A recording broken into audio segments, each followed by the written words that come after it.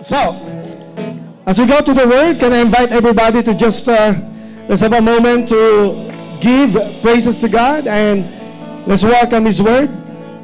Shall we pray? Lord Jesus, we thank you that we are here. We are not somewhere else. I know some of us, Lord, may have a plan, other plans, Lord, than being here. But you have blessed us to be in this spot, in this place. I know it's never an accident, it's never a coincidence. You have a plan why we are here. And I pray, Lord Jesus, that we are here because we don't just want to attend. You have a plan for each one of us. I pray, Lord, that in this place, somebody's journey will be changed by you, Jesus. I pray, Lord, that this will be the start of a new journey for everybody. I pray, Lord, that this will be the journey, that they will be transformed, and that you're going to show them the clarity and the journey and the destiny for their life. I thank you, oh God, that we have a word. I thank you, Lord, that the word of God is the number one thing in this house. Thank you for your guidance. And Lord, as we receive your word, we want to say thank you that we can live this life, Lord, with your guidance. So I pray, Lord, our hearts are open, our minds are open. Lord, we want to receive your blessing and your instructions for us, Lord Father. So as we receive your word, we thank you, oh God. We praise you in the name of Jesus. Amen and amen. Shall we clap our praises to God? Amen? Amen. So the Bible that we're going to be reading today is from the book of Leviticus. Wow. I think that's one of the books in the Bible that you seldom read. Leviticus. So in the book of Leviticus, we're going to read it together. Leviticus chapter 26, verse 3 to 12. And the Bible says, if you walk, can you say the word, if you walk? If you walk in my statutes and keep my commandments and perform them, then I will give you rain in its season. The land shall yield its produce, and the trees of the field shall yield their fruit. Your threshing shall last till the time of vintage, and the vintage shall last till the time of sowing. You shall eat your bread to the full, and dwell in your land safely. I will give peace in the land, and you shall lie down, and none will make you afraid. I will rid the land of evil beasts, and the sword will not go through your land. You will chase your enemies, and they shall fall by the sword before you. 5 of you shall chase 100, and 100 of you shall put 10,000 to flight. Your enemies shall fall by the sword before you. For I will look on you favorably, and make you fruitful, multiply you, and confirm my covenant with you. You shall eat the old harvest, and clear out the old because of the new. I will set my tabernacle among you, and my soul shall not abhor you. For I will walk among you, and will be your God, and you shall be my people. Can we read that once again? I will walk among you, and be your God, and you shall be my people. One more time. I will walk among you, and be your God, and shall be my people. Today I will be preaching the series. The message for today is this, in the Tagalog word, saan ang lakad mo? Amen. Amen. That will be our new series for the whole month. Saan ang lakad mo? Right? The path that you choose shapes the person that you become. Father, I thank you in Jesus' name. Amen and amen. Habang kayo naupo, pwede ba ang pakitanong sa katabi mo, saan ang lakad mo this week? Come on. And hope that you're gonna give a good answer, alright? Come on. Talk to your seatmate. Saan ang lakad mo this week? Come on. Saan? Alright. Tell it to the person seated beside you. Amen? Saan ang lakad mo this week? Amen. Amen. Thank you, Jesus. Thank you, young people, for giving your seats to all the, Thank you, Jesus. Alright. So, thank you, Lord. Yung mga nakaupo po dyan, kung ano sasabihin ko, kung hindi po madinig, paki-echo na lang hanggang sa labas. Amen? But may TV tayo sa labas, baka magdagdag ng extension doon. And tamang-tama, may massage chair doon sa labas. So sabi ko nga ba, pwede siguro i-rent yun, tapos maglagay na lang ng TV Tapos ang extension ay nandun sa labas, right? Nanonood sila. Tamang-tama yun, amen. Imagine mo, pag altar call, pag nagtayo doon kung sino nakaupo doon, pag siya ay na-slain in the spirit, diretso na agad siya sa massage chair. And then, but thank you, oh God, for the blessing that God is giving to us in this house. Amen. Amen. Pasensya na po sa mga nakaupo sa stairs. 3 hours po ito, so pasensya naman. Hindi, just kidding. Just kidding. But anyway, today, saan ang lakad nyo this week? Come on. Saan ang lakad nyo? Oh, Cavite daw. Amen. Amen. Saan ang lakad mo this week? Saan ang lakad mo this week? Amen. Psalm 44. Saan ang lakad mo? Marikina. Alright. Okay, good. So, lahat tayo, pag tinatanong tayo, saan ang lakad mo? Very common, pangungumusta. Actually, kung minsan random lang na sinasabi natin sa isang tao para mag-create lang ng conversation, pero hindi ka naman talaga nosy about kung saan naman siya pupunta, right? So, tinatanong mo lang siya, saan lakad? Lalo kung nakita niya parang kakaiba yung suit mo, something, may dala kang bag or something, di ba? Sasabihin sa'yo, saan ang lakad mo? So, it's automatic for us, it's a part of conversation bilang mga Pilipino, at doon nag-i-start, papunta ako sa ganito. And so, saan ang lakad mo? So, it's either ang sagot mo ay lugar or kung saan ka pupunta. So, it's a common conversation, saan ang lakad mo. But this series is this. What if you put it, hindi tao ang nagtatanong sa'yo, kundi ang Diyos? What if He's gonna be asking you this coming days and kinukumusta ka niya, saan ang lakad mo? Amen? So, I pray that, our walk defines our life. Our walk is not our talk, actually. It's our walk that defines our life. Kung saan tayo pupunta, anong pinupuntahan natin, that actually defines our life. This week, most of us will be going to work. Pag tanong kayo, saan ang lakad mo? Sa office, sa work, sa school, everything. So, iba-iba ang pinupuntahan natin. But, if God will be asking you a question today, saan ang lakad mo this week? And my prayer for you today, my prayer for everybody here in this place, especially those people who are first time who come here, I want to declare to you that starting today, if you will find the Lord Jesus Christ in your heart, if you will receive Christ in your heart as your personal Savior, God had promised you that you will have a new beginning when you have Jesus Christ. Therefore, if anyone be in Christ, he's a new creation. All things are passed away. Behold, all things become new. And the thing is, what I'm praying is that you will not receive a religion. I'm not praying that you will receive just an idea or an organization. It's more than that. I am praying for you that totally God will change your journey. And anyone who is in Christ, God will be giving you a new journey, a new path that you're going to take in Jesus' name.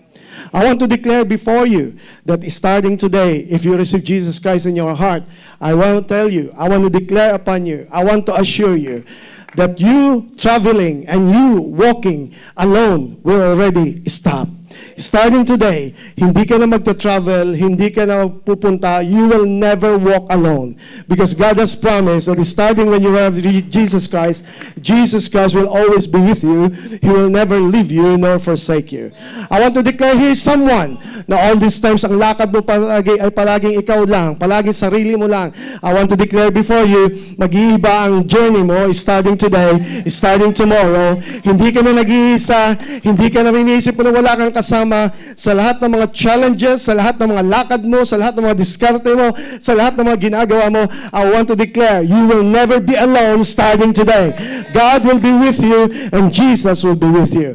I want to pray, I want to declare, starting this series, mag-iiba ang lakad of someone starting this week. I want to declare, kung ang dati journey mo ay puno ng doubts, puno ng mga questions about life, I want to declare to you, you will find the answers of your questions to the person Jesus Christ. And I want to declare to you that as you start the journey, hindi ka na palagi magtatanong, kundi meron ka ng kasagutan na nanggagaling sa Diyos. I want to declare to you na kung ang dati buhay mo ay liko at ikaw iniisip mo na hindi imposibleng baguhin ka ng Diyos, I want to declare na babaguhin ng Diyos ang journey mo. Mag-iiba ang lakad ng buhay mo. I want to declare na kung dati ang pathway mo ay patungo sa kapahamakan, patungo sa walang direksyon, patungo sa walang meaning, I want to declare before you starting in Jesus, you will find the meaning, you will find the satisfaction, and you will find salvation in Him. Only in Jesus Christ you will find. can I just declare to everybody, kung may church ka, may religion ka, meron ka something na pinanghawakan na belief, but it doesn't change your journey, I gonna say, you have not found at all a relationship with Christ. What you have is just a religion. And religion can make you lost more than anything else. But in Jesus Christ, when you have a relationship with Christ, you will never find yourself alone anymore. Your lonely days are over. Can I declare to you? Your alone days are over. Your confusion days are over. Your backsliding days are over. Why? Because Jesus will always be with you. I want to declare before you, saan ang lakad mo? If God will be asking you, I want to declare na starting this week, yes, hindi hiningi ni God na perfect ang lakad mo. Hindi hiningi ng Diyos na 100% okay ang lakad mo. Hindi hiningi ng Diyos na maging okay ang lahat. But I want to declare before you, if you will experience the real Bible, Jesus, you will experience that He is a very loving God and He will guide you. I want to declare to you, lahat ng mga pinagdaanan mo in the past, hindi yung sasayangin ng Diyos. Your tears will never be wasted. Your pain will never be wasted. Your experience in the past will never be wasted. You are here because God's saying, I got you from now on. I'm gonna change your life and I'm gonna change your direction. Sana lakad mo, sabi ni God, but starting today, hindi ka na mag-iisa. Hindi ka na magsusolo sa lahat ng mga dalanin mo na hindi mo masabi sa iba. Sabi ni Jesus is that, starting now, bakit mo ba sinusolo lahat ng struggle mo? And you are just pretending that you're okay with your smile, with your post, with your reels, with your everything. But deep inside, you are longing for something. Now, here's the good news. What you're longing for is right here, right now. And that's the name, Jesus. Paiba-iba ka ng church, kung saan ka nakakapunta ng church, ang answer is not the church. Kahit sino pang church ang ibigay sa'yo, if you will not experience Jesus, that church cannot cater to your needs. Because church are imperfect people. Lahat dito, walang pwede mag-satisfy sa'yo. Ma-offend ka lang kung titingin ka sa tao. But pag tumingin ka kay God, hindi ka kailanman ma-offend because siya lang ang perfect. Hey, can I tell you, nagpapasalamat ako ng church hindi perfect. You know why? It's because para isa lang ang perfect. At siya lang ang mag-glorify, siya lang ang gumabay. And here's the thing, kaya ka feeling lost until now because nakatingin ka palagi sa tao that will always make you lost and make you confused. But I want to declare to you that Jesus that I know that I'm declaring to you is a Jesus that will guide you. He said, I am the way, the truth, and the life. Come on, everybody, clap your hands for this Jesus that I'm preaching. Saan ang lakad mo? Man? Doon sa verse na binasa natin, yan ang book na bihira basahin ng marami kasi napakadami ng detalye. Do this, do that, do this. Pag hindi mo to ginawa, do that. And then, many people are saying, parang ayoko basahin ang Leviticus kasi parang napaka-higpit ni Jesus, ni God, na parang gawin mo to, hindi mo to gawin. Pag ginawa mo to, blessing. Pag hindi mo to ginawa, cursing. Right? And oftentimes, doon tayo nagkakaroon ng something na nag-iisip tayo, parang ayoko basahin. But today, we're gonna start with this series, the Leviticus, so that we will understand the things that of the Lord. Amen? So the thing is, in Leviticus, after na sila makalaya sa Israel, God guided them in the middle of Mount Sinai, and then God gave them the instructions from the Word of God. Binigyan niya the whole chapter of Leviticus to tell them ano yung mga dapat niyong gawin. Now here's the thing that you need to understand. Ano ba itong klaseng walk na to? Ano ba itong walk? Paano ba magbabago ang walk mo pag natagpuan mo si Jesus? Or can I just correct? Pag ikaw ang natagpuan ni Jesus. Kasi truth is, hindi tayo talaga naghahanap kay Jesus. Si God, si Jesus ang naghahanap sa iyo. And here's what I know. Pag si Jesus lang nakahanap sa iyo, hindi ka nabibitawan ni Jesus. And I want to tell you, kaya ka nandito ngayon, I tell you, hindi ka bibitawan ni Jesus ever. Amen. Amen. Come on. Anong klaseng walk ito? Anong klaseng lakad ito? Saan ang lakad mo? Paano mo malalaman ang lakad mo ay binago na ni Kristo? The first one is this. It is a walk of freedom. Lakad na may kalayaan. What does it mean? Ang gusto sabihin kasi ni Jesus is this. Kung tinanggap mo na si Jesus sa puso mo, prinamis niya na binigyan ka niya ng bagong buhay, bagong simula, kaligtasan, katiyakan ng langit, hindi ka na pupunta ng impyerno, ikaw ay may bagong buhay, bagong personalidad, hindi man perfect in the flesh. Pero pinangako ni God na siya ay binigyan ka na niya ng bagong simula at kaligtasan at relationship na meron sa kanya na kailanman hindi mawawala. Now, kung tinanggap mo na si Jesus, kung hindi pa, mamaya sa altar call, I will be asking you, kung hindi mo pa natatanggap si Jesus, I want to implore to you, beg on you, that there's something in Jesus na pag tinanggap mo siya, you will be saved and you will be assured of eternal life and salvation. Amen? Now, salvation starts with Jesus. Pero pag nagsimula na yung salvation sa'yo, ano ang magiging effect nito sa buhay mo? Of course, number one is a walk of freedom. Sabi ni God sa mga tao sa Leviticus, sabi niya, I am your Lord God. And sabi niya, and I have broken the yokes of your slavery, of your bondage in Egypt. Sabi niya, I have broken the bonds of your yoke. Sinira na niya yung yoke, yung pabigat sa iyo. I want to declare before you, hindi perfect ang Christian life. Pero at least meron ka ng kasama at kadamay pag ikaw ay naglalakad sa mundong ito. And I want to tell you today, pinalaya na ni Lord ang mga tao sa Israel, dinala na niya sa wilderness, but the problem is, even though they already have the freedom, but they act as if they are not free. And the thing is, the problem with us today is that most of us have already received Jesus Christ in our heart, but you're acting as if you are not free. I remember that story. It's in the news. It's all over the news. A person who has been hiding in the forest. Actually, dito ata yung sa Philippines, a Japanese guy who has been discovered na for more than, I think, 35 years. Nagtatago siya somewhere sa forest ng, I think, in the north. And then, he was found out. And then, kaya siya tumanda na doon kasi akala niya ongoing pang war. So, tinulungan siya psychologically, na hospital siya, tinulungan siya, binalik siya sa Japan, and binigyan siya ng bagong bahay. Nung pinuntahan siya ng mga psychiatrist na tumutulong sa kanya. So, they thought, syempre pag ikaw ay matagal lang, for almost 35 years, hindi ka, kumbaga, nakakulong ka somewhere, at wala kang freedom. So, in-expect nila na siya tuwang-tuwa sa bagong bahay niya, sa kondo niya, sa bed niya. Siguro nung inabutan nila dun sa bahay, alam niyo kung saan natutulog? Sa kusina. Nandun siya because the thing is, naalis siya doon sa lugar na kung saan siya nakakulong, pero dala-dala para niya yung mindset niya na para siyang nakakulong. And I bet and I pray that most of the people of the Lord na tumanggap na kay Jesus, you are already free, but you have been deceived as if you're acting that you are not yet free. Sabi ni God doon sa verse na binasa natin kanina, ang words doon, you are no longer slave. You are no longer in bondage. I want to declare before you, if you have Jesus Christ, God has already set you free from your past, from your sin, from your mistakes. But I want to break in the name of Jesus, that lie that you are thinking as if you are not yet free. Hey, can I remind you, if I gotta shout this so that you will be awakened, if you have in Christ, you are now totally free from the bondage of sin. You have been totally set free from religion, from wrongdoings, from sin. God has set you free. Ang pinakapangit sa lahat, here's the thing. You just think of this picture. Can Jesus allow to walk with you and looking at you, you're still in chain? Just imagine, itong gwapong ito. Amen. Sorry, take note ka. Amen.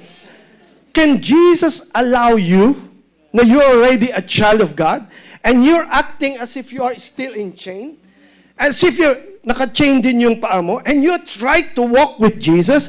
Sa tingin mo bilang Father, bilang loving God, bilang God who saved the world, can He allow you to act na nakakulong ka pa rin at nakaposas ka pa rin? God will be telling you, hey, wala nang posas, wala nang nakatanikala sa iyo. Stop acting as if you are still a slave. You are no longer a slave. Act as if you are free as a child of God, as I bless you in Jesus' name. As I declare this before you, I want to declare before you, until now, dinadaya ka na parang victim ka ng iyong nakaraan. I want to declare to you, hindi ka na victim ng nakaraan. Victor ka na going to the future of the blessing of the Lord. I want to declare before you, kung dinaya ka ng kaaway na as if nandun ka pa rin sa Egypt, can I tell you, kung meron mang Egypt pa na natitira sa puso mo, I want to declare, wala na ang dapat yan sa puso mo. I want to declare, walk with a walk of freedom. You're gonna act like it. Because whatever you believe, that's how you behave. Did you get that? How you believe is how you behave. Kung ikaw paggising mo sa umaga, pupunta ka sa office, pupunta ka sa school, and feeling mo, victim ka pa rin ng circumstance, yung mga sinabi sa iyo ay ikaw yun, yung kinalakihan mo ay ikaw pa rin, ang tingin mo, of course, what will the effect? You will behave according how you believe. Kung ang paniwala sa sarili mo, talunan ka, kaya pagpunta mo, palagi kang, you're always insecure, you're always thinking it's all about you. Wala namang pinag-uusapan about you, pero iniisip mo, ikaw ang pinag-uusapan. Hindi ka naman viral, pero isip mo, ay, pinag-uusapan ako. Sino ang Come on! Hindi kasi Lance. I mean, come on. But the thing is, we're thinking, pag ang tao kasi insecure at may karga sa puso niya, na akala niya hindi pa siya malaya, dala-dala niya yung kahit saan siya pumunta. A slave, if you think you're a slave, you will always act as if you're a slave. Kaya nga, I praise God na si Jesus lang ang kaya mag-release ng tao. Kasi some of the people here, dati slave kayo sa addiction, slave kayo sa drugs, slave kayo sa wrongdoing of your life. But isn't it amazing that you can stand right here today, not because you are righteous, not because you are perfect, not because you got it all, but because you have Jesus who already died on the cross and has forgiven you of your sins. And therefore, if you are a free man, act like a free man.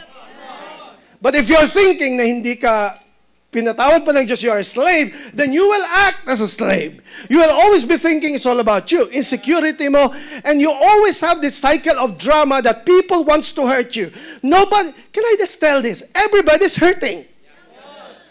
They have no time to get more another hurt para, are you getting what I'm saying?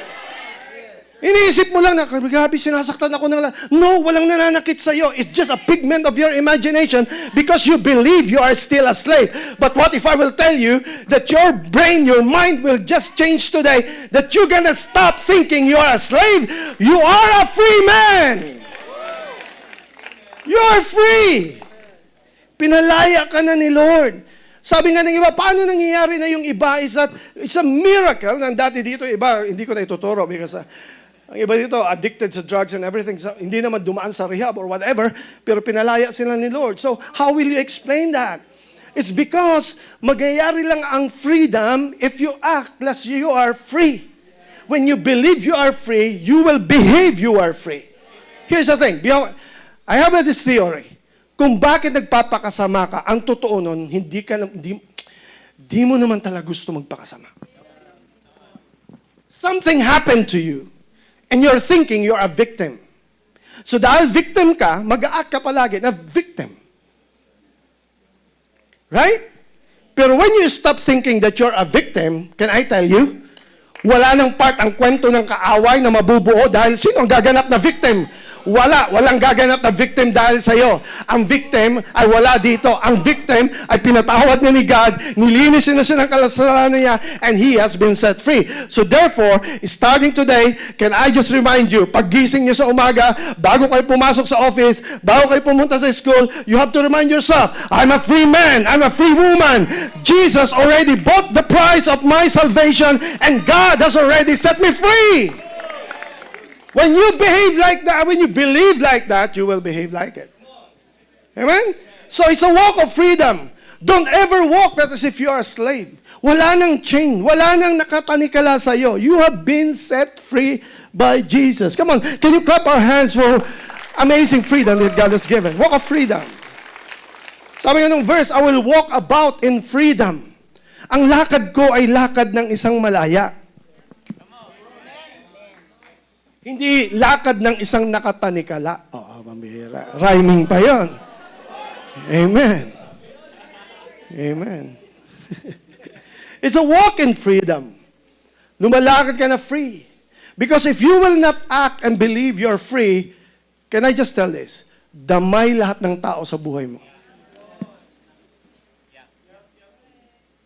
A husband will affect his wife will affect the husband if one of them is walking as if they are still a slave. Or a children will act as if they are still a slave. Mga wordings na katulad ng ganito. Ganito ng pamilya natin, simula pa kay lolo, ganito na tayo, ito na talaga ang lahi natin, tanggapin na natin. Can I break that mindset in Jesus' name? You are different. The trauma, the drama of your past, of your past parents, of your descendant ancestors is no longer in you. You have a choice. You can stand up and you can say, that will be different in me. Kung ang pamilya ko ay basag, sira, at pinag-uusapan ng tao, ako ang babangon at gagamitin ng Diyos para mag-ibang tingin sa pamilya ko in Jesus' name. It's a walk of freedom. So what kung pagtawanan yung nakaraan mo, totoo naman. Don't be offended by it. Totoo naman. Ipagsabi, grabe, ba't ganyan ka? Dati ganito ka. Huwag ka lang masaktan. Sabihin mo, ay, totoo naman. Amen? Amen. Sabihin ka, lasinggero ka dati. Ay, totoo naman. Babaero ka dati. O, dati naman. Amen. Gusto mo, bilangan pa kita. Amen. But point is, saan ang lakad mo? Ang pinopoint mo yung dati kong nilalakaran. Punta ka ng punta, wala na doon ang address ko. Hindi na ako naglalakad doon. Naglalakad ako sa bagong journey na. Ang tinitingnan mo yung nakaraan ko, can I remind you na ako ngayon ay ginagamit ng Diyos, binago ako ng Panginoon, and therefore, ang tanungin mo yung present, hindi yung nakaraan. Pag present, can I just tell you, sisihin mo ang Diyos na naglinis ang kasalanan ko. Sisihin mo siya na tumawag siya sa akin. Sisihin mo ang Diyos na siya nagbigay ng bagong chance sa akin. Siyang tanungin mo kasi sumusunod lang ako sa Kanya. Pero kung titignan mo ako sa dati kong buhay, wala na ako doon. Amen? Walk of freedom na to. Now, hindi perfect. Hindi totally kuha mo lahat. Pero iba yung usapan at a feeling in your heart na kaya ka nandito ngayon because God has set you free. Amen? A walk of freedom. Pwede pa ibangon ko lahat ng confidence na nawala sa'yo? Pwede ko ba ibangon yung dating fire na meron ka? Pag naalala mo na pag naalala mo na kaya ka free kasi may Jesus na bumaba sa lupa and paid for all your freedom. He was the one who died on the cross, and that's the reason why you can stand up here. Lord, thank you. I has been set free. It's a walk of freedom. Saan ang lakad?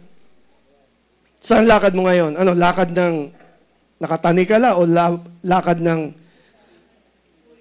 malaya? Amen? Pag tinanong kayo saan ang lakad? Pag tinanong kayo saan ang lakad, wala naman ako nakita, siguro bihira. Yung bang, saan lakad mo? Doon ka lang nag-isip? Saan nga ba? You got me? Yan yung mga taong walang kaplano-plano sa buhay or, alam mo yun, lutang ba or, alam mo yun, saan ka punta? O nga no, saan ba ako papunta? Di ko nga alam papunta ba ako doon sa mga gimmick namin ngayong Sunday or may nag-invite sa akin sa church? Doon ako punta. Amen. Okay. What is that? Decision. Ang tawag doon, pre-decision or decision. Bago ka pa pumunta sa isang lugar, pinag-isipan mo na. Right? Practical. Easy. Pero kung minsan, ilagay mo sa totality ng buhay mo, hindi natin ma-apply. Pag tinanong ka, saan direksyon ng buhay mo papunta? Sabi, di ko rin alam Pero kung tatanungin ka ngayon, after the church, saan ang punta? Saan ang lakad? Alam nyo, di ba? Ang iba sa inyo, kakain dito sa mall. Ang iba, uuwi agad kasi may... alam nyo kung saan kayo papunta. Decision.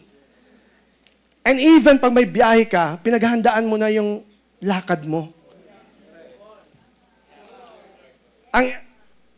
Paano mo ginagawa? Alam mo na, for example, may biyahe ka bukas pa Davao. Right?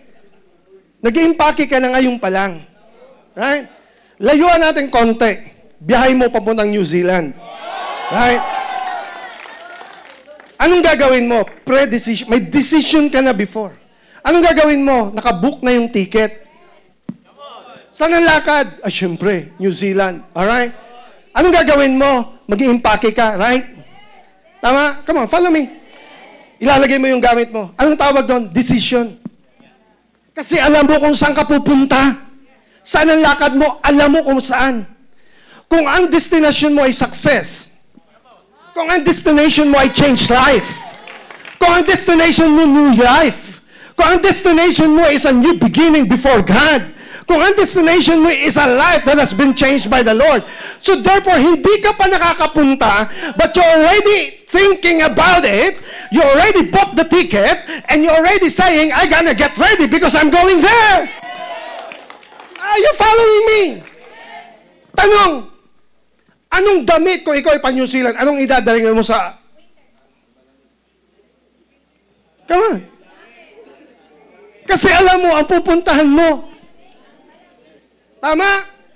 Alam naman, dalhin mo doon ay pang Bora. Does it make sense? Kung papunta ka ng Bora, alam naman dalhin mo winter. Does it make sense? Kasi, how you bring stuff in your life depends on where you are going, not where you were coming from. Nagre-ready ka, hindi doon sa pinanggalingan mo, kundi nagre-ready ka doon sa pupuntahan mo. Question, ang pupuntahan mo ba is a successful life? Ang pupuntahan mo is a blessed life? Ang pupuntahan mo ba is a life that has been designed by God for you? Ang pupuntahan mo ba ay purpose ni God? So therefore, magbihis ka ngayon, magbihig ka ngayon, na doon ka pupunta at dalhin mo yung mga bagay doon sa pupuntahan mo. Or else, pumunta ka sa winter place, nandala mo a bathing suit. Right? Hindi akma. And here's the thing. Kaya marami ang hindi sa future, hindi handa sa blessing ni God sa future. Kasi ang totoo, all these times, ang mindset mo nandun pa rin sa nakaraan kung saan galing. Ang bihis mo, ang behavior mo, is still determined pa rin ang past. How about starting today? Can I declare to you that you start to wear the robe of righteousness and the coats that God has given you, and you're going to the new thing that God has given for you. It's a walk of freedom. Ang iba pa nga, nag-i-envision na, hindi pa nakakarating. Kung minsan, spoiler din eh. Alam mo yun, excited ka papunta sa Bora, pagkatapos may mga nagpo-post na, diyan ka sasakay, diyan ka pupunta. It gives you a direction in any way. Pero lahat tayo, nag-i-imagine na, ano kaya ang itsura? Nakita ko, may idea yung isa, nagpa-picture ng ganito, ganun yung gagayahin ko din. Siguro dito ako mag-spot, ako kaya ito. Hindi ka pa nakakarating, ini-imagine mo na. Tanong, saan ang lakad ng future mo? Anong ini-imagine mo sa future mo? Ini-imagine mo na kawawa ka na naman? Ini-imagine mo na may mananakit na naman sa'yo?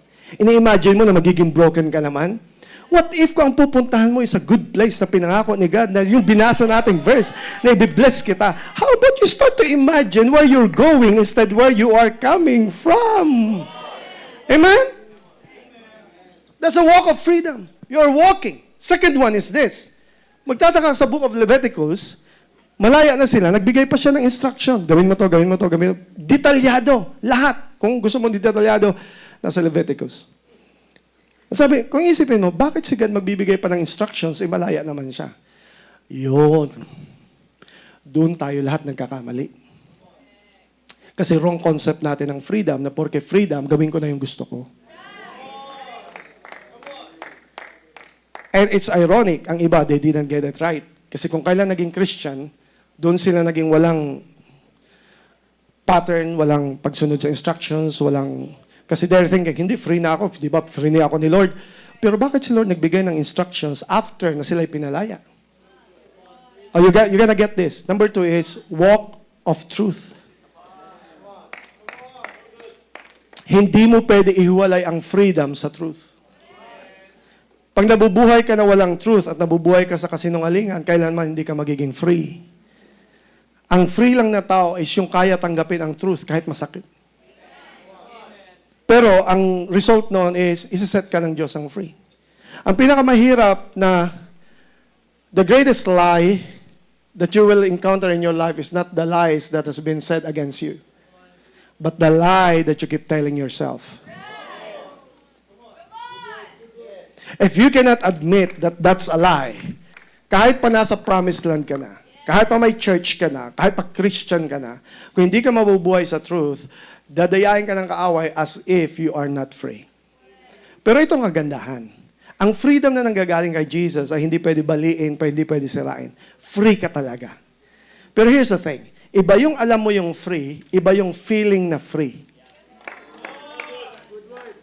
Hindi na masira ni God yung truth na ikaw ay free. Pero ang gagawin ng kaaway, dadayaan ka niya na papadama sa'yo na parang feeling mo hindi ka free. Praise God, we walk by faith, not by sight. Praise God, we walk by faith, not by feelings. Amen? Because sabi kaya, ang prayer natin dapat is this, "O Lord, teach me your way. For I will I will walk in your truth. Unite my heart to fear your name." Ang sabi niya, unite my heart. Imagine mo, unite. Bakit? Sabog-sabog bang puso natin? Doesn't make sense. Truth is, ang puso natin, mayroong papunta doon, may papunta dito. Actually, ang karamihan sa atin, ayaw sana natin mag-church, pero yung isa, kinakabig ka na, di, gusto ko. Amen. Pero sabi ni God, "Lord, unite my heart to fear your name. Teach me your way. Turuan mo ako, Lord, and I will walk according to your truth." Now, balik tayo saan ang lakad mo? Matanong ko kayo, sabihin nyo nga, saan ang lakad mo bukas? Office, come on, everybody, amen? Saan ang, okay. Hindi ka pwedeng nasa dalawang lugar in the same time. Yeah? Kung nasa Cubao ka, wala ka sa Antipolo. Pag nandun ka on the same time, pambira, baka angel ka, amen? Well, the thing is, you cannot be in two places at the same time. Kung wala ka sa point A, nasa point B ka. Does it make sense? My thing is this. Walk of truth is because you understand na kailangan kung ikaw ay pupunta sa BGC, let me say, taga-Antipolo ka, kailangan mo iwanan ng Antipolo para makarating ka sa BGC. Does it make sense? Ang destination, listen carefully. Ang destination, palagi may pupuntahan at palagi may iniiwanan. Ulitin ko ulit. Ang destination, palagi may pinupuntahan at may iniiwanan. Hindi po pwedeng pagsabayin mong dalawa. That's impossible. Thing is, therefore, if that's the thing, I can never reach kung saan ako papunta kung hindi ko iiwanan itong wherever I am right now. Does it make sense? Now, the thing is, kaya truth, kasi you need to understand na ang truth is, alam mo dapat yung pupuntahan mo this week. Alam mo din dapat yung hindi mo na dapat puntahan. Hindi ka makakalakad na lakad na galing sa Diyos. Kung hanggang ngayon, ang journey mo, ang pinupuntahan mo na alam mo na yun ang nagbibigay sa iyo ng slavery, yun ang nagbibigay sa iyo ng bondage, at doon ka pa rin punta ng punta, at pray ka ng pray kay Lord, palayaan mo sana ikaw magbago. No, sabi ni God, I already given you the key, binigyan na kita ng bagong buhay, it's up to you, ikaw ang magde-decide kung yun ang gusto mo ng buhay, hindi kita ahadlangan, hindi ako sasagot galing sa langit, at i-appear ko sa iyo kung anong sagot ko. Ang sabi ni God, ikaw ang merong desisyon, how you gonna live your life. Point is, pinaliwanag ni God sa atin na kung may pupuntahan tayo, saan ang lakad mo? Papunta sa BGC. Alam mo din ang lakad mo na hindi ka na dapat pupunta doon. And I just want to clarify, isipin mo papunta ka ng BGC, bigla ka napunta sa Muntinlupa. And then pagdating mo doon, sabihin mo, paano pa ako napunta rito? Right? Isagad na natin ang illustration, ikaw ay napunta nga sa Muntinlupa na without your thinking. But, you are a person of choice. You have freedom to make a decision. Kung alam mong naliligaw ka na, ba't mo pa itutuloy? Pwede ka magsabi, come on, grab, mali yung pupuntahan natin. Pwede ba paki-stop kasi bababa ako and then kailangan ko bumalik sa tama ko decision or else malulus ko yung appointment to wherever I'm going. Are you understanding with me?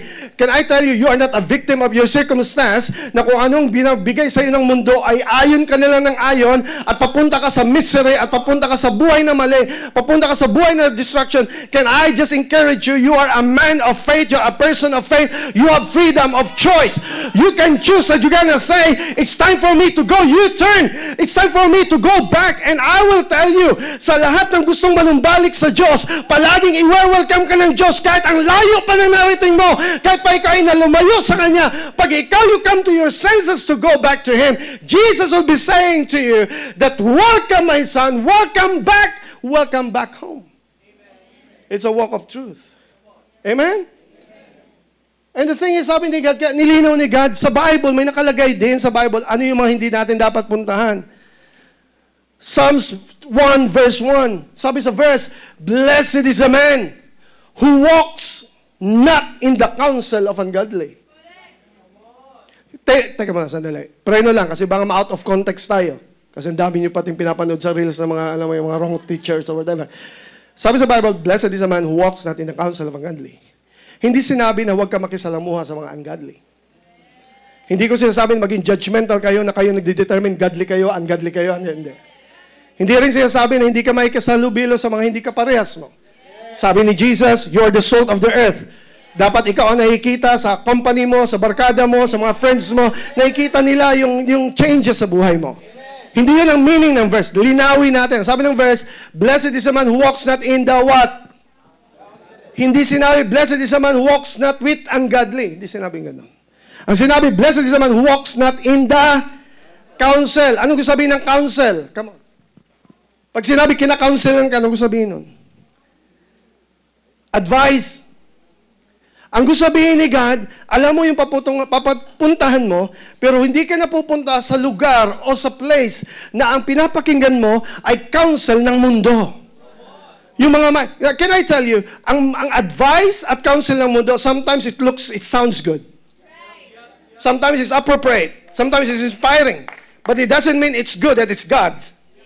It doesn't mean it's appropriate, that it will be transforming your life. Ang counsel ng ungodly, it doesn't sound ungodly. For example, mga counsel na akala mo tama, pero yung pala kung dig mo deeper, mali na hindi yun ang gusto ng Diyos. For example, counsel ng ungodly is this. Kung anong magpapasaya sa'yo, gawin mo. Parang it makes sense. Pero kung titingnan mo, no. Ang truth is this. Ang goal ng buhay is hindi happiness. Happiness is just the result of doing what is right. Hindi mo pwede baliktarin yan, right? So the thing is, ang daming counsel ng ungodly na kailangan i-arrest natin and let us make sure that it's the truth of God that prevails over our life. Mga advice na kaala mo okay. For example, hindi lahat tayo malaya. Walang dapat magsabi sa'yo. Yes, totoo na malaya tayo, walang pwede magsabi. Pero at least, wag mo isama ang Diyos. Pati ba ang Diyos na naglikha sa'yo ay hindi mo papakinggan? Eh siya nakakaalam ng buhay natin. Amen? And that is why, ang daming advice. Ang tinutukoy ni God, kung may pupuntahan ka, can I declare to you, this time, this week, kung ikaw ang pinupuntahan mo, alam mo nang ikakasira ng buhay mo. I want to declare, mag-iiba ng journey ng buhay mo. Binago ka na ni Lord. Hindi ka na pupunta sa counsel ng ungodly, but the counsel of the Word of God. And I want to applaud you. I want to thank God for you na of all the things na pwede mo gawin this week, nandirito ka ngayon at nakikinig ka sa Word of God. And I praise God na hindi sayang yung panahon mo na you're here. Because the number 3 this is walk of direction or walk with direction. First one is walk of freedom, lakad na may kalayaan. Pangalawa is walk of truth, lakad na may katotohanan. Pangatlo is lakad na may patutunguhan. Ibig sabihin, pag binigyan ka ni Lord, ng sinet free ka ni Lord, papalayain ka niya at ibibigay ka niya ng bagong direksyon. Sino rito nagpapasalamat na lahat na nangyari sa buhay mo, akala mo ikakasira mo, pero yung pala nilid ka ni Lord kung saan lalo ka pang ibibless ni Lord. Pwede ko ba palakpakan yung mga taong akala mo nawalan ka ng marami, pero yung pala ngayon, kung babalikan mo, oy, dati iniiyak ko yan sayang ang luha ko in Jesus name. Noon iniiyak mo, ngayon pinapasalamatan mo, thank you!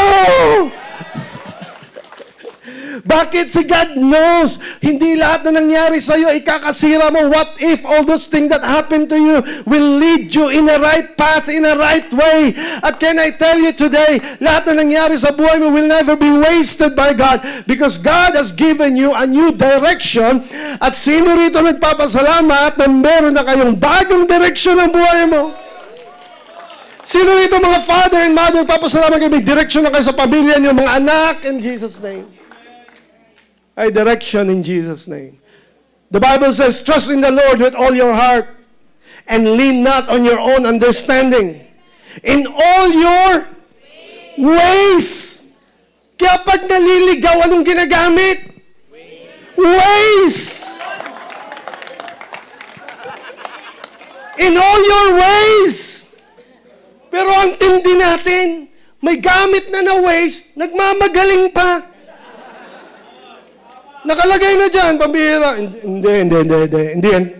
Mali ang app, hindi upgraded. In-upgrade na yan. Pero nakiki-argue ka pa kasi ang reference mo yung dati pa. Kinokontra mo yung ways. Hindi, kanan ka dyan sa Quezon Ave, kanan ka dyan. Hindi, mas may alam ako. dito may shortcut. Yung shortcut mo, pagdating mo doon, iba na yung road, may nakaharang na, at hindi updated yung alam mo. I just wonder how many of us are still depending on our own old knowledge and is still not updated by the Word of God. But if you want not to be lost, you got to go to the ways of God, which is the ways of the Word of God in your life. In all your ways, acknowledge Him. Sabi ni Rizal, ang hindi tumingin sa pinanggalingan ay hindi makakarating sa paroroonan. Kung nandito ngayon si Rizal, I got your point, but that's not absolute. Kay God, baliktad. Kay Rizal, pag di ka tumingin sa pinanggalingan, hindi ka makakarating sa paroroonan. Kay God, baliktad. Pag hindi mo tingnan kung saan ka papunta, babalik ka kung saan ka nanggaling. It doesn't make sense kanina, na-envision mo yung pupuntahan mo. Pag ang tingin mo palagi yung nakaraan, doon ka palagi babalik. Pero kung may tinitingnan ka, maayos ang pamilya ko, maayos yung marriage ko, maayos yung mga anak ko, magbabago ang buhay ko, magkakaroon ako ng future. Ang tinitingnan mo yung future, hindi ka na babalik sa nakaraan kasi tapos ka na doon. Ang mag-move sa'yo ay yung pupuntahan mo. That's direction in Jesus' name. Is there someone here in the house thankful to God na pinalaya ka ni Lord sa mga nakaraan mo? In-scrape na lahat. You are now having a fresh start and now you're beginning to go to God. Let's close with God. Yung verse sa Leviticus, pansinin nyo kanina, pinangako ni God, pero ang closing niya is amazing. Sabi niya, if you walk, sa dulo, ang sabi niya, I will walk among you. Teka muna God, kung nandun ako sa Israel, teka muna, it doesn't make sense. Wala pang Diyos na lumakad kasama kami. Ang alam naming Diyos, kailangan pumunta ka sa tabernacle, mag-worship ka doon. Pag unrighteous ka, sa gate ka pa lang, patay ka na. What do you mean? What do you mean when you say, I will walk among you? And I will be your God. Can I declare to you, the God that you know today, the God that you're serving today, is never a distant God. He is a God who came on earth. He was called another name, and His name is Emmanuel, and His name is God is within us. And it says in chapter 1, He says, and the Word was made flesh and dwelt among us. Can I tell you today na hindi ka na kailangan na bubuhay na mag-isa, hindi ka na kailangan na bubuhay na ikaw lang ang nagdidesisyon sa sarili mo. You should never live and walk alone. Why? Because I have a Jesus who came down on earth, who understands everything, what it is, and how it is to become a human. He knows what it is to suffer. He knows how it is to be tempted. He knows how it is, the limit of everything. He understands what you're going through. And ladies and gentlemen, this is a God whose God is saying, I know what's happening with you. I know your pain. I know your heartache. I know your brokenness. I know your failure. I know your sin. And yet, I still decided, because in heaven, in eternal time, one day there in heaven, if there's a one day, the angels were asking, bakit kayo nakabihis, Jesus? Saan ang lakad, Jesus? And Jesus said, I'm going down. The angel said, no, you can't. No, you won't. You're our God. Sinasamba ka namin dito. Wino-worship ka namin dito. May sino man na sumaling sa'yo. Ako, Angel Gabriel, ubusin ko mga yan. Hindi ka pwede. But Jesus said, ito ang lakad na nakadestined para sa akin. Jesus, anong lakad mo? I'm going down. I will become a human being. Because The God that they should understand is the God who knows their pain, who also experienced how it is to be human.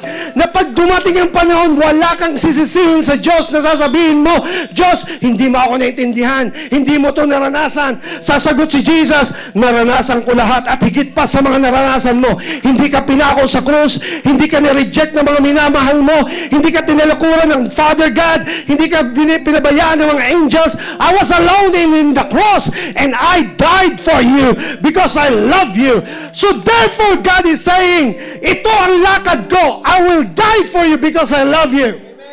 Question today, will you take His hand?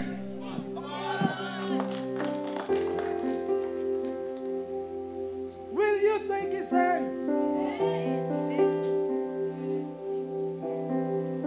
Until now, you are saying, no, I can't. Kasi ang mindset mo, religion. Hindi ka pinapatanggap ng religion. Ang dami mo na nga eh. God is just asking, will you take my hand? I don't want you to be alone. This is the time, the day, that you traveling alone will stop. I will be with you no matter what. And your ups and your down. And everything that you're gonna go through, I will be with you. But question is, will you take my hand? Ang pinakamasarap lahat na lakad ay yung lakad na may kasama ka. At simula sa araw na ito, dinala ka ng Diyos dito. Dahil sabi ni God, tama na. Hindi ka na dapat nag-iisa. Wherever you go, I'll be with you. Will you walk with me? Will you take my hand? Lahat na kayo ko nakapikit. No one's looking around. Huwag kang tumingin sa katabi mo. This is your moment. Question, will you take His hand? Will you? He's not asking you to be perfect. Just take His hand. What does it mean? Believe in the Lord Jesus Christ and you will be saved. So while your eyes are closed, no one's looking around. If you want to take the hand of Jesus today, will you slowly stand up to signify that, yes, Lord, kung saan man ako nakasadlak, tatayo ako at kukunin ko ang iyong kamay. At simula ngayon, kasama kitang maglalakad ako. If that's you, can you slowly stand up? Thank you, Jesus. Thank you, Jesus. Come on.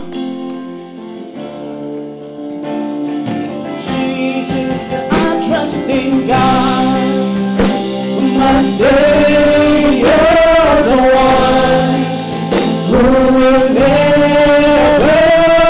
fail, who will never fail. Oh, I trust in God, my Savior, the one who will never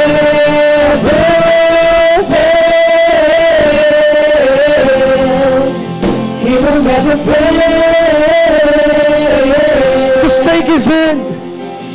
Just take His hand. He's just asking you to receive Jesus. He doesn't care if you got it all wrong. He is for you no matter what. You are here because God has a plan for you. And all you got to do is take His hand. You believe, you receive Jesus. Because He loves you. He loves you. And all these things, kung babalikan mo yung nangyari sa buhay mo, God never failed. People failed you. You failed yourself. But Jesus never failed you. And therefore today, trust, believe, take His hand. Is there someone here who's going to be trusting the Lord today? To all of us here in this room, if that's you, how about as we sing the song, if that's you? Is there anyone here who wants to trust God, who wants to receive Jesus? If that's you, can you lift your hand?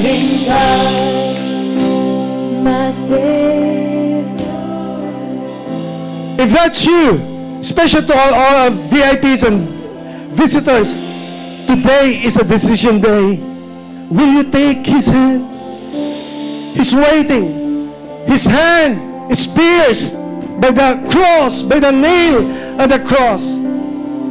If that's you, sa aming mga bisita, do you want? Will you take His stand? Kung ikaw po yun, pakitaas po ng kamay so that I will know that that's you. Thank you, Jesus.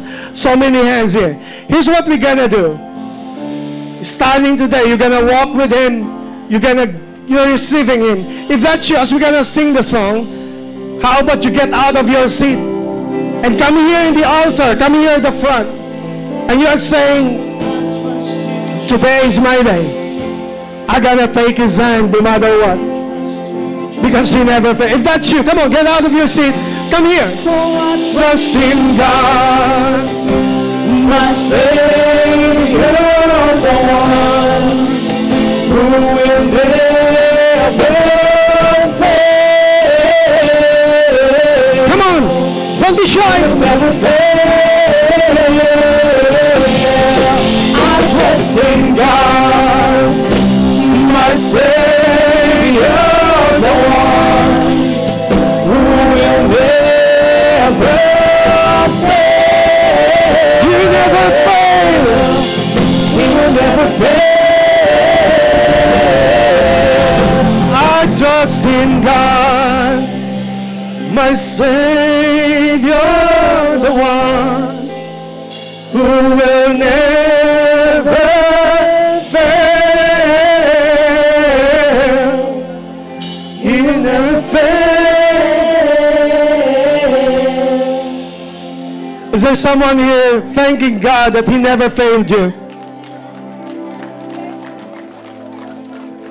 If He never failed you, come on, take His hand. Oh, thank you, Jesus. I trust in God, my Savior, the one who will never fail. You never fail. He will never fail. I trust in God, my Savior, the one who will never fail. He will never fail. Come on, pour your heart to Him. Can I request everybody to just lift your hands? I'm gonna pray a prayer of salvation. This is receiving Jesus. This is taking the hand of Jesus. This is accepting Jesus. And when you lift your hand, He's holding your hand. And I'm gonna pray and you follow me in this prayer. Lord Jesus, maraming salamat na kailanman hindi mo ako pinabayaan. Hinanap mo ako hanggang sa araw na to. At sa araw na ito, Panginoon, nagsisisi ako sa lahat ng aking kasalanan. At sa araw na ito ay araw ng kaligtasan para sa akin. Panginoong Hesus, tinatanggap kita sa aking puso bilang aking Panginoon at tagapagligtas. Maraming salamat sa bagong simula, sa bagong buhay, sa kapatawaran, sa kaligtasan, at sa bagong relasyon. At simula ngayon, kasama kita sa aking buhay. Sa pangalan ni Jesus. Amen and Amen.